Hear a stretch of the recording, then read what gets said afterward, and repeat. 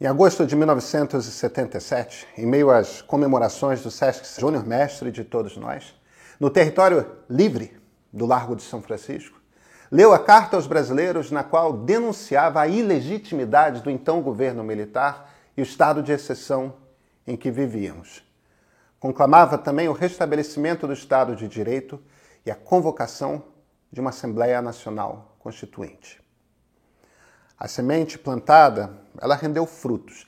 O Brasil superou a ditadura militar. A Assembleia Nacional Constituinte, ela resgatou a legitimidade das nossas instituições, restabelecendo o Estado democrático de direito com a prevalência do respeito aos direitos fundamentais.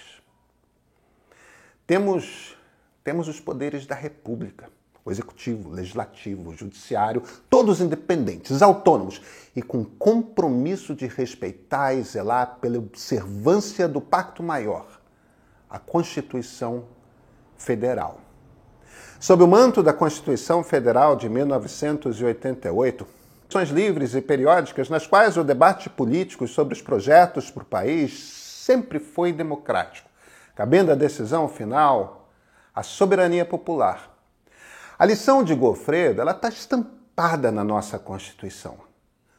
Todo poder emana do povo, que o exerce por meio dos seus representantes eleitos ou diretamente, nos termos desta Constituição. Nossas eleições com processo eletrônico de apuração, elas têm servido de exemplo no mundo. Tivemos várias alternâncias de poder com respeito aos resultados das urnas e transição republicana de governo. As urnas eletrônicas revelaram-se seguras e confiáveis. A democracia cresceu e amadureceu, mas muito ainda há de ser feito. Vivemos num país de profundas desigualdades sociais, com carências em serviços públicos essenciais, como saúde, educação, habitação, segurança pública. Temos muito a caminhar no desenvolvimento das nossas potencialidades econômicas de forma sustentável.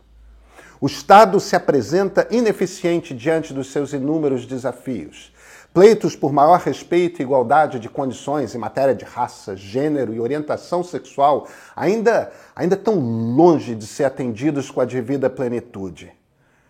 Nos próximos dias, em meio a esses desafios, teremos o início da campanha eleitoral para a renovação dos mandatos dos legislativos e executivos estaduais e federais. Nesse momento, deveríamos ter o ápice da democracia com a disputa entre os vários projetos políticos, visando convencer o eleitorado da melhor proposta para os rumos do país nos próximos anos. Ao invés de uma festa cívica, estamos passando por um momento de imenso perigo para a normalidade democrática, risco às instituições da República e insinuações de desacato ao resultado das eleições. Ataques infundados e desacompanhados de provas questionam a lisura do processo eleitoral e o Estado democrático de direito, tão duramente graves as ameaças aos demais poderes e setores da sociedade civil e a incitação à violência e à ruptura da ordem constitucional. Assistimos recentemente a desvarios autoritários que puseram em risco a secular democracia norte-americana.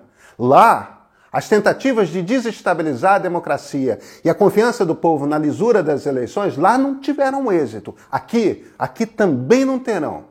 Nossa consciência cívica é muito maior do que imaginam os adversários da democracia. Sabe a defesa da ordem democrática. Imbuídos do espírito cívico que lastreou a Carta aos Brasileiros de 1977 e reunidos no mesmo território livre do Largo de São Francisco, independentemente da preferência eleitoral ou partidária de cada um, clamamos as brasileiras e brasileiros a ficarem alertas na defesa da democracia e do há mais espaço para retrocessos autoritários. Ditadura e tortura passa necessariamente pelo respeito ao resultado das eleições. Em vigília cívica contra as tentativas de ruptura, bradamos de forma uníssona: Estado democrático de direito sempre.